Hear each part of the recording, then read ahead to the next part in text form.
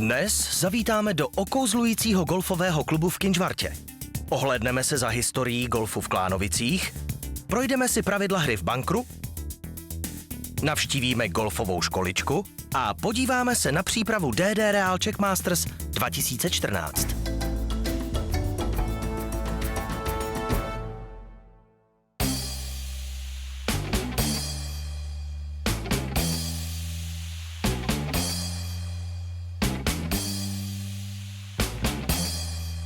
V kraji zaslíbeném harmonii, klidu a odpočinku bylo na jaře roku 2010 znormováno hřiště, které jistě patří mezi ta nejkrásnější.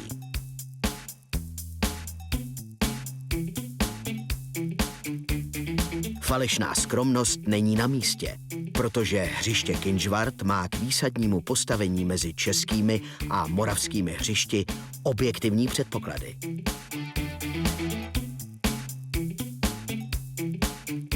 Posuďte sami. Něco na tom bude. Golf klub Kynžvart je nejmladším golfovým klubem v nejmenším kraji České republiky. Výstavba probíhala v letech 2004 až 2008 a projekt tohoto úžasného hřiště zpracoval významný architekt Christopher Stadler, kterému se podařilo velice citlivě zapasovat jednotlivé jamky do malebného zámeckého parku. Golfové hřiště Lázně Kynžvart bylo koncipováno jako mistrovské hřiště. V roce 2012 prošlo hřiště lehkými úpravami, aby se přiblížilo více i rekreačním hráčům. Hřiště už od samého počátku bylo charakterizováno svojí náročností a řazeno spíš do kategorie náročnějších hřišť. Díky těmto úpravám v roce 2012 jsme se víc přiblížili rekreačním hráčům. Konkrétně se podařilo zkrátit jamky, změnit systém stříhání fairwayí a greenů, díky čemuž se hřiště stalo dostupným i pro nižší výkonnostní třídu. Úpravy se těch zdatnějších ale nijak nedotknuly. Byla totiž zachována výzva i obtížnost hřiště. Změny měly pozitivní ohlas a byly přijaty velmi vřele. Historicky první turnaj se zde odehrál v roce 2009. Shodou okolností to byl dětský turnaj ze série US Kids Golf Tour. A od té doby je hřiště v plném provozu.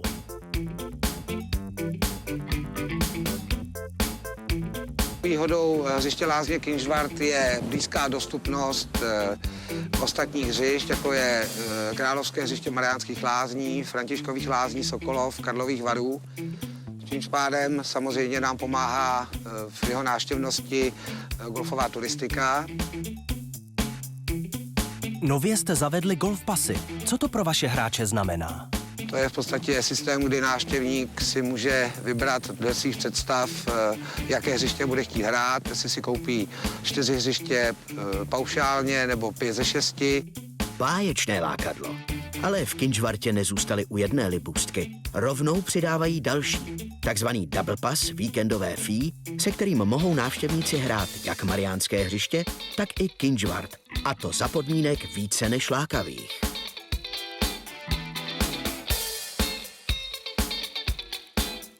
Fascinující scenérie, nádherně zasazené jamky, příjemní lidé, klid, pohoda a golf. Pokud jednou toto hřiště navštívíte, troufáme si tvrdit, že to nebude návštěva poslední. Již mnoho přelétavých golfových vlaštovek zahnízdilo právě zde, v Kynžvartě. Špičkově vybavená stylová klubovna, kompletní zázemí pro hráče, ale i vynikající doprovodné služby na nejvyšší úrovni. Tady si dali opravdu záležet. Pokud jste milovníci golfu nebo s ním začínáte, Kynžvart si opravdu zamilujete. Driving range s výhledem na úchvatné zalesněné kopce si užijete nejen v létě, ale i na jaře a zejména pak na podzim. Chipping a putting v kombinaci s čerstvým takřka horským vzduchem v nadmořské výšce přes 800 metrů je úžasně osvěžující. A zdejší klubovna je místem výslovné pohody.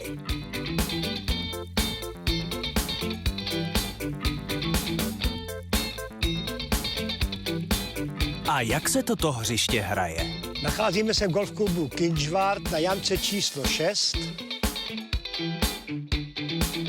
Na oko to vypadá jednoduše.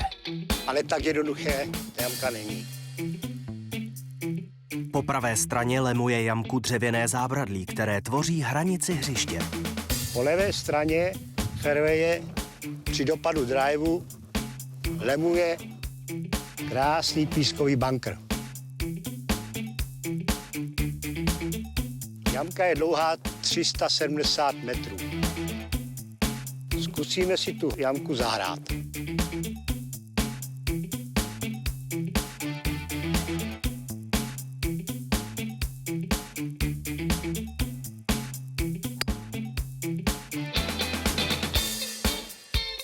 Driver se sklonem 9 stupňů odpálil míček daleko a přitom spolehlivě na střed fairwaye. Další rána bude o to jednodušší. Po úspěšném driveu doprostřed fairwaye nám zbývá cirka 140 metrů. Na tuto vzdálenost zvolím 8 železo a uvidíme, jak to dopadne.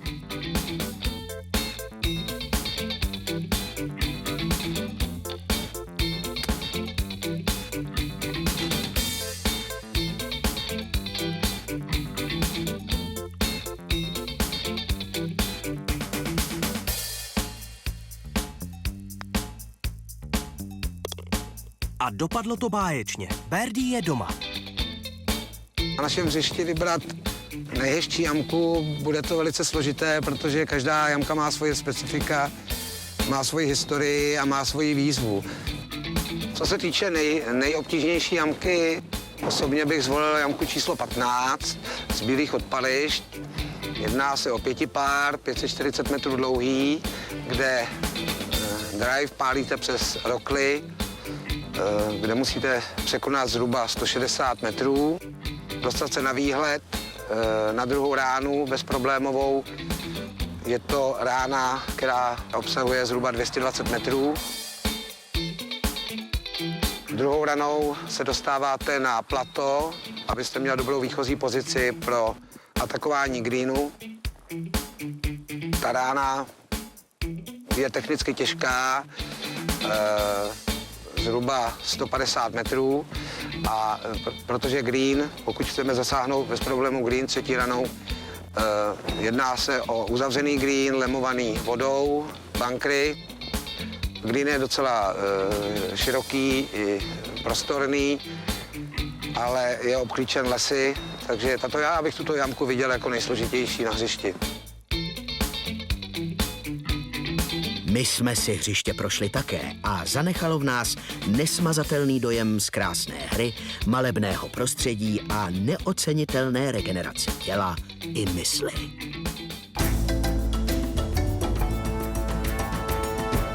Poválečná obnova v Klánovicích se točila kolem dostavby hřiště. Řešily se problémy s kedíky, řešily se časté požáry, které sužovaly hřiště. Po doktoru Hilbertovi se v roce 1947 stal posledním demokraticky zvoleným prezidentem doktor Skalický. Klub se začal potýkat s vnitřními problémy, konalo se několik mimořádných valných hromad, než se podařilo uspořádat hospodářské otázky a uzavřít definitivně válečné období. Únorový převrat v roce 1948 se velmi záhy promítl i do života golfklubu Praha. 3 dny po 25. únoru, 28. února se konala řádná valná hroba, na které bylo oznámeno, že dalším vedením golfklubu Praha je pověřen akční výbor. Do měsíce svolal Karel Hynek s Arturem Štikou jménem akčního výboru mimořádnou valnou hromadu, na které bylo rozhodnuto o sloučení golfklubu Praha s Českým golfovým klubem. Potom všechny kluby museli buď vstoupit do sjednocené tělovýchovy, která nesla název Sokol, anebo se museli sami rozpustit. Do roku 50 se v Klánovicích ještě hrálo, mistrovství se však konala již na obnoveném Mariánsko-lázeňském hřišti. Po zrušení oddílu Sokola, závodu Jana Švermy, se v roce 51 František Doležal pokusil obnovit činnost pod hlavičkou Sokola Újezd nad Lesy.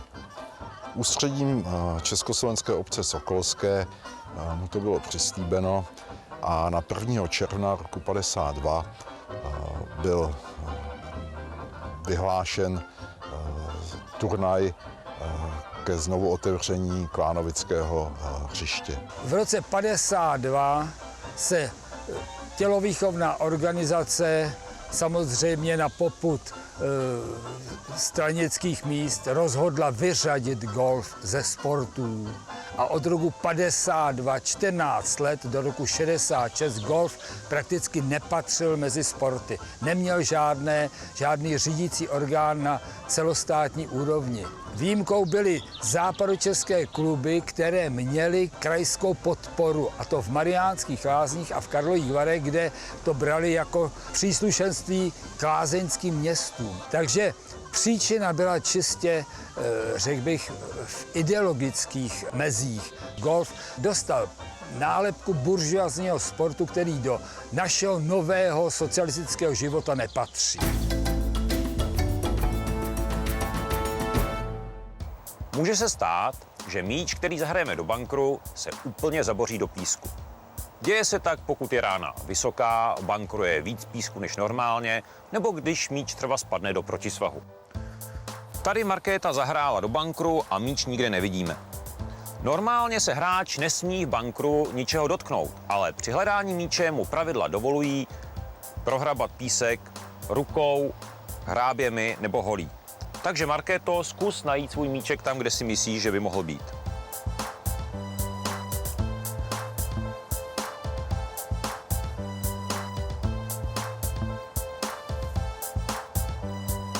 Tak, míček jsme našli, ten se přitom pohnul. Dobrá zpráva je, že to není trestné. Co teď musíme udělat, je vrátit míček do původní polohy a jeho polohu kompletně zrekonstruovat. Tedy musíme ho opět přikrýt pískem.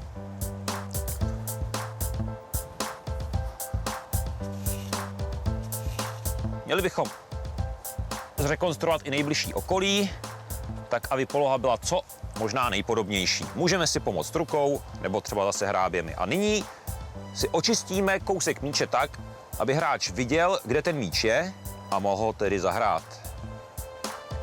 Víc nesmíme.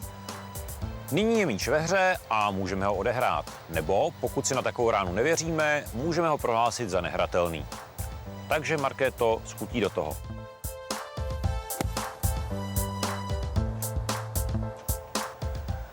Důležité je, že míč musíme najít. Máme na to, jako při každém jiném hledání, 5 minut.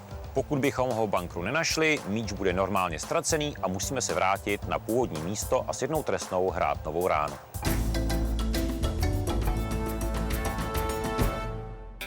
Přihrávka pitch je zmenšeninou standardního golfového úderu. Děti by si měly dávat pozor na 3 nejzákladnější věci. Mezi tyto 3 věci řadíme držení, postoj a míření. Dáme pozor, aby dítě správně chytlo hůl. Začneme tím, že máme nohy u sebe, dáme nohu vpravo a vlevo, tím nám balónek zůstane uprostřed postoje a provedeme standardní kratší úder. Takže vpravo, otočíme se vlevo, tak na balónek koukej. Krásný vyrovnaný finish a teď to pojď odehrát a koukej na míček. Tak.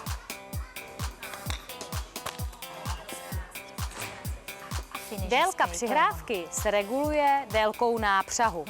Pro děti je takové nejlehčí se naučit 3 základní délky. Krátký nápřah. Maty, ukaž nám prosím tě krátký nápřah. Výborně. Střední nápřah. ten vedl zhruba někam pod ramena a dlouhý nápřah, a to je potom dlouhá přihrávka. S těmito 3 vzdálenostmi si vystačí určitě na celé hřiště. Můžeš. Moc hezky. Aby trénink dětí více bavil, je dobré používat různé pomůcky. V našem případě jsme použili deštník a tím jsme zvětšili cíl a tím i úspěšnost zásahů.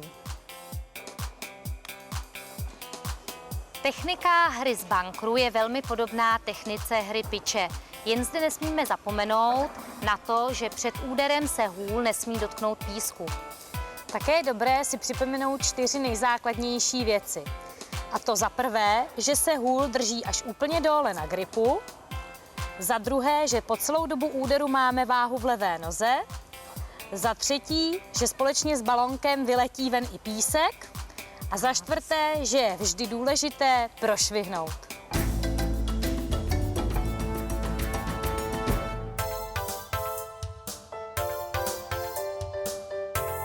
Pojďme se podívat na DD Real Czech Masters 2014.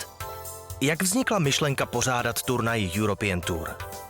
Tak tato myšlenka vznikla v návaznosti na naše působení v rámci European Challenge Tour, kde jsme za sebou měli 2 ročníky a v rámci právě příprav pro druhý ročník jsme dostali pozvání do Londýna, do Wentford na turnaj a v rámci prestižního turnaje jsme jednali o možnosti navrácení European Tour do České republiky. Na kolik let zavítá do Česka European Tour? Tak podařilo se nám domluvit 5letý kontrakt a European Tour by měla hostovat v České republice po dobu 5 let. Jak náročné je získat práva na takový turnaj? Tak to je správná otázka. Bylo velmi náročné přesvědčit pány z European Tour, že společnost Relmost je ten správný partner pro to, aby byly určité garance, to, že ta túra tady zůstane, bude fungovat a hlavně, že ty parametry budou splněny. Bylo již od začátku jisté, že se bude hrát právě na hřiště Albatros, nebo byly ve hře i jiné varianty? Pro nás bylo jasno od začátku, my jsme šli do toho projektu pouze s touto variantou a musím říci, že v případě, že by nedopadl Albatros, tak by nejspíš European Tour v České republice zpátky nebyla, protože samozřejmě ty zkušenosti z jiných lokalit jsme poslouchali, slyšeli a doporučení European Tour bylo jednoznačně na Prahu. Tak Praha je to hlavní město, je tady soustředěnost diváků, pro které to děláme, je tady soustředěnost partnerů a pro nás to má velký význam. Je to náhoda nebo záměr, že budete stejně jako před 3 lety v čele dne ředitelem turnaje na Albatrosu? Začal jsem být ředitelem turnaje Czech Open ve chvíli, kdy bylo rozhodnuto, že bude túra opět v Čechách. Tak v tu chvíli se vedení rozhodlo, že by bylo nejlepší, abych to byl opět já, kdo bude na pozici ředitele turnaje. A jsem velmi nadšený, protože miluji tuto zemi a nesmírně se mi tady líbí. Jste spokojený s přípravami? Musím se přiznat, toto je velmi speciální místo. Přijeli jsme sem na Albatros poprvé v září v roce 2013 a už předem jsme slyšeli velmi pozitivní hodnocení. A musím říci, že hřiště je ve velmi dobrém stavu. Má velmi dobré dispozice. Samozřejmě jsme doporučili určité změny společně s naším agronomem Grahamem McNivenem. Jako třeba nová odpaliště, zúžení některých fairwayí, lepší odvodňování. A oni zvládli naprosto všechno. Nejenom, že to bylo provedeno dle požadavků, ale bylo to provedeno na velmi vysoké úrovni. Takže se bavíme o velmi vysokém standardu hřiště. A to jsme na začátku dubna a hřiště je po zimní sezóně. Nyní už musíme jenom počkat na lepší počasí a nemám žádné obavy z toho, že by hřiště nemělo být fantastické. Na co se při podobných kontrolních cestách zaměřujete? V podstatě moje úloha ředitele European Tour je zodpovědnost za všechno, co se odehrává v území vymezeném pro hru. Jsem zodpovědný za turnaj jako takový, za hráče a za hřiště. A pak je tady společnost Relmost.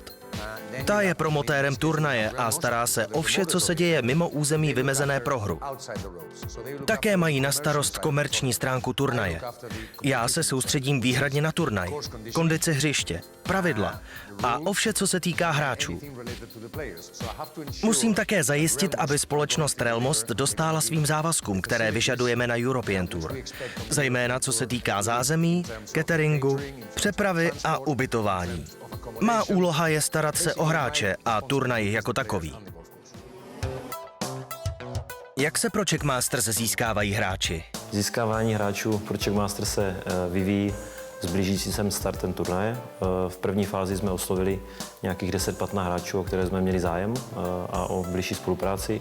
A v současné době už nás hráči kontaktují sami a zatím čekáme, protože chceme dostat ty nejlepší hráče a díky tomu, že ten termín turnaje je v podstatě velmi blízko u závěrce Ryder Cupové nominace, tak očekáváme, že sami hráči budou mít zájem sem přijet. Máme zajímavá jména a myslím si, že během pár týdnů potvrdíme finální jména pro prezentaci turnaje. Je možné prozradit, jaké golfové hvězdy jsou v jednání? Určitě zajímavá jména, které jsou v jednání a které už přijedou, tak je Steven Gallagher, je to Rafa Cabrera-Bello, to jsou takové zajímavé jména, které bych rád zmínil, s kterými jsme v jednání. V jednání je také Miguel Jiménez, jednáme s Johnem Dalym, o kterého máme zájem a myslím si, že se to bude blížící se mu termínu startu turnaje ještě velmi zajímavě doplňovat. V jaké fázi jsou přípravy na turnaje od European Tour až po Challenge na Slovensku? Přípravy turnaje Czech Masters v současné době máme druhý planning meeting, kdy European Tour ředitel Miguel Vidal přijel na kontrolní návštěvu. Myslím si, že ty fáze jsou velmi zajímavé. Miguel to přirovnal k tomu, že to je golfové Champions League. Je velmi spokojen se stavem hřiště, je velmi spokojen s přípravami a fází příprav a velmi se mu líbí příprava programu pro širokou veřejnost a pro golfové profesionály. Příště se podíváme na hřiště do Mariánských Lázní. Připomeneme si aktuální dění na světové golfové scéně, zaměříme se na hru v bunkru, pokročíme s golfem pro nejmenší, přineseme vám tipy a triky, jak správně zahrát pitch a zavítáme na Czech Masters 2014. Tak příště.